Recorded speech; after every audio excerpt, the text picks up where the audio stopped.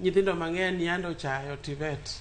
Gichayo TVET nango. Gichayo TVET masani wacho ni nitiere tiegruok makare. Emomiyo koro twak maka maber mondo gianda mondo jite ong'e ne TVET no ekuma tiegruok bede. In fact, iwacho ni jo pinje madwaro bedo industrialized TVET level gi duong' moloyo degree level kata university.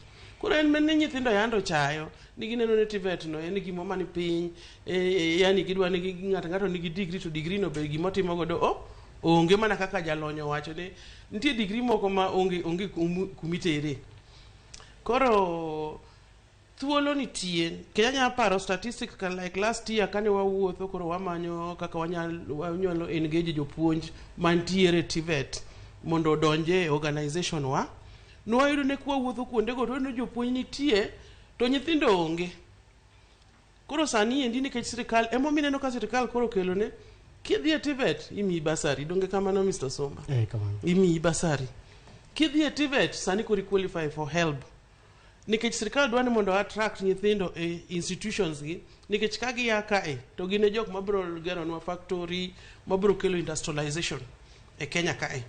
Koro wadwaro ni mondo nyithindo gi jonyuol ong'ene ka ber ahinya nyathi moko yudo C+ and above tata nyathino mos mondo dhi e TVET obro yudo ka skills ge bedo develop mobed ng'at moro gimosebedo kodwaro ma Nyasaye noketo e chunye chan nikech ng'ato ka ng'ato Nyasaye oketo talent gi skill kuome bro wuok kodhi e training this kind of training centers.